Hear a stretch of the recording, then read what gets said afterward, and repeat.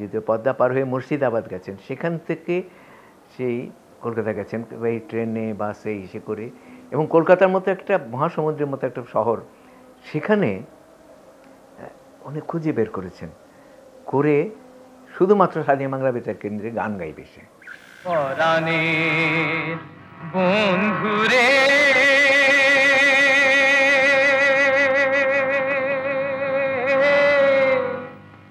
বলবো কি তোরে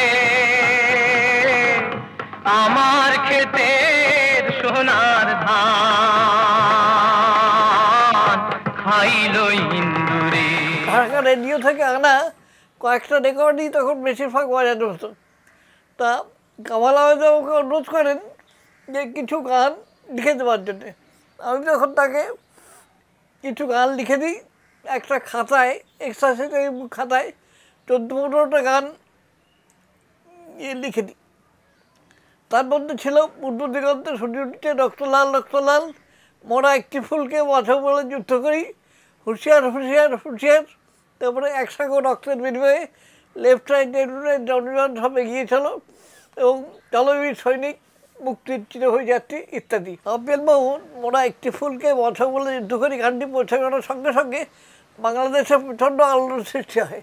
একটি ফুলকে বাঁচাবো বলে যুদ্ধ করি, এই গানটা যখন বেজে উঠল তখন আমাদের কাছে সাংঘাতিক একটা মানে মানে আবেগ, একটা প্রচুর রকমের একটা ইমোশন আমাদের ভেতরে মানে আমাদেরকে একেবারে চোট করে ফেললো, এবং সবাই একটু পরে যেন সমস্ত ইয়েটা বাঁধ ভাঙা বন্যার মতো সবাই চিৎকার করে উঠলাম, এত চমৎকার হয়েছে। সারাটি জনম সে মাটির দানি বক্ষ ভরে, একটি ফুলকে বাঁচাবো বলে যুদ্ধ করি, মোরা একটি ফুলকে বাঁচাবো বলে যুদ্ধ করি, মোরা একটি মুখের হাসির জন্য অস্ত্র ধরি, মোরা একটি ফুলকে বাঁচাবো বলে যুদ্ধ করি।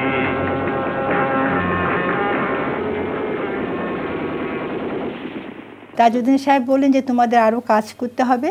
তখন 14 সদস্যের একটি টিম তৈরি করে বাদল রশিদের নেতৃত্বে আমরা মহারাষ্ট্রে, দিল্লি, গোয়া, পুনা, কানপুর, বোম্বে বিভিন্ন জায়গায় গিয়ে অনুষ্ঠান শুরু করলাম। সেই অনুষ্ঠানগুলো পরিচালনা করতেন বোম্বের চিত্র অভিনেত্রী ওয়াহিদা রহমান, আর সঙ্গীতের সাইডে ছিলেন হেমন্ত মুখার্জি, সলিল চৌধুরী, সবিতা চৌধুরী, শম্ভু মুখার্জি, আর সচিব ছিলেন সলিল ঘোষ। ওনারা এই ফাংশনের টিমটা চালাতেন আর কি, এবং সেগুলো করে আমাদের একটা ফান্ড, ভীষণ একটা বড় একটা ফান্ড তৈরি হলো। এক অদ্ভুত ঘটনা যে একটা মুচি বোম্বেতে আমরা প্রোগ্রাম করেছিলাম, জায়গা জায়গায় প্রোগ্রাম করেছি, অনেক টাকা তুলেছি। এক মুচি তার জুতা সেলাই, জুতা পালিশ করে, একটা মুচি তার সারাদিনের রোজগার, সারাদিনে যে রোজগার করেছিল সেই মুচি এসে আমাদের প্রোগ্রামে এসে বলে আমি জয় বাংলা শিল্পীদের সঙ্গে দেখা করব।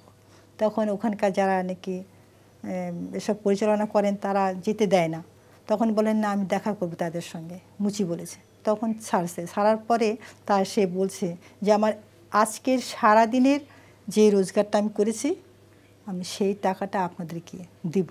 বিশেষভাবে মনে পড়ে একটি অনুষ্ঠান, সেটা হচ্ছে চরমপত্র।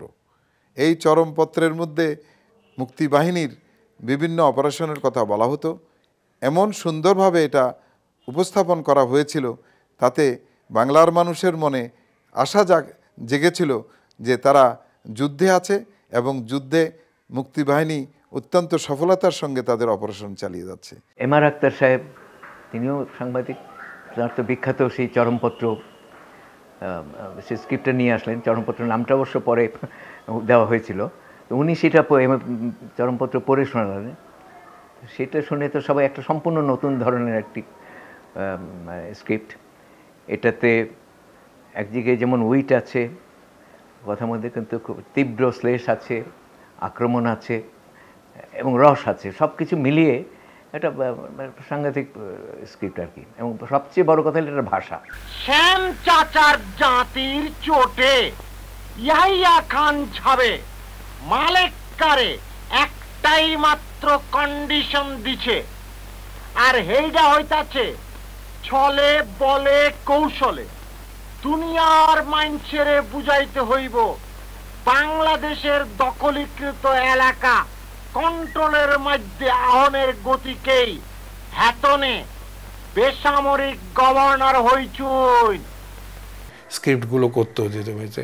আজকে আমাদের খান সাহেব, মানে যার নামের আগে আগায় খান পিসায় খান, খান আব্দুল আয়ুম খান, তিনি কইছেন যে বাংলাদেশিদের এই অস্তিত্ব নাই, সব পাকিস্তানি।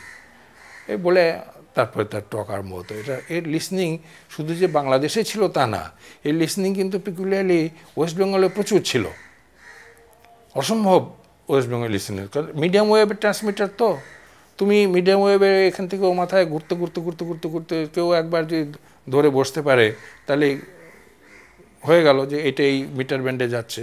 এবং এটা প্রচারও হয়ে গেছিলো ক্রমশ যে এটা একটা করাচির মিটার ব্যান্ড, এটা এত ইউজ করা হচ্ছে।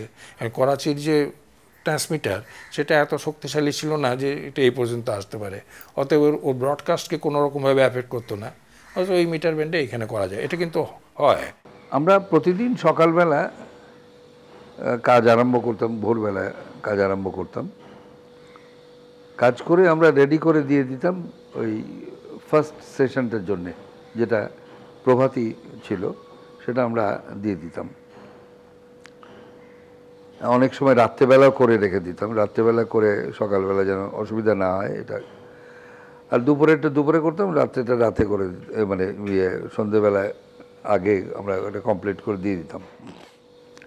তো ওই যে ব্যাগ বলেছিলাম, ওই ব্যাগে করে ওটা পুরে নিয়ে ওরা চলে যেত পর আমাদের আর ওখানে কোনো দিন ইয়ে হয়নি। এবং এ পর্যন্ত মানে স্বাধীন বাংলা বেতার থাকা পর্যন্ত, যতদিন পর্যন্ত ইয়েটা ছিল ততদিন পর্যন্ত আমরা কোনো দিন যাইনি এবং জানার চেষ্টাও করিনি। এটা আমরা মনে করেছি যুদ্ধের সিক্রেসি, সুতরাং এটা আমাদের জানবার চেষ্টা করাটা ঠিক নয়। একটা ট্রান্সমিটার মানে জাস্ট এইভাবে আমরা ইউজ করার জন্য ওদেরকে দিয়েছি, সেটা একটা কম কথা হয়। কারণ ওটা তো আর ট্রান্সপ্লান্টেশন দরকার হয়নি। ওই যেখানে ছিল আমতলাতেই ওই ট্রান্সমিটারটাই ছিল, শুধু কোয়েক্সিয়াল লাইন 10 PNT-2 যেভাবে আমাদের স্টুডিওর সাথে লিঙ্ক আপ যেটা ছিল সেটাকে সরিয়ে এই থিয়েটার রোডে সেইখানে লিঙ্ক আপটা করিয়ে দিতে হয়েছে। আমাদের ঠিক এক্স্যাক্টলি এই থিয়েটার রোডটা ছিল এক্সাইল গভর্নমেন্ট, স্বাধীন বাংলা বেতার কেন্দ্র, এই সমস্তগুলো ছিল। কিন্তু স্টুডিও তো ছড়ানো ছেটানো ছিল। প্রথম আমতলায় নিয়ে যাওয়া হতো, সেখানে হয়তো গাড়ি বদলিয়ে অন্ধকারের মধ্যে আবার আরেক গাড়ি করে এনে 8 নম্বর থিয়েটার রোডে বসানো হতো। দুজন ইঞ্জিনিয়ার ছিল, তাদেরকে এই কলকাতার তারা ছিল না, তারা বাইরে ছিল, বাঙালি। তাদেরকে সোজাসুজি এনে ওইখানে ঢুকিয়ে দেওয়া হয়েছিল যে তোমরা যা করবে এখানেই থাকবে, এখানেই তোমাদের সমস্ত কিছু, বাইরে তোমরা বেশি করবে না এবং কখনো বলবে না যে তোমরা আকাশবাণী ইঞ্জিনিয়ার ছিলে বা আছো, এই জিনিসটা প্রচার করবে না। ওটা ছিল এখানে। একজনের নাম বৈদ্যনাথ চক্রবর্তী, আরেকজনের নাম আমি ভুলে গেছি।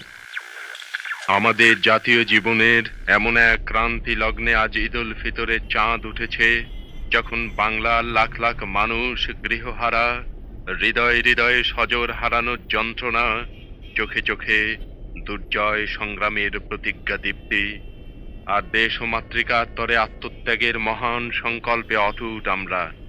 তাই ঈদের চাঁদ আমাদের কাছে আজ যন্ত্রণা শুধু না, এ ছলো ছলো জল ভরা চোখে চাঁদকে বরণ করে নিতে চায় না যে মন।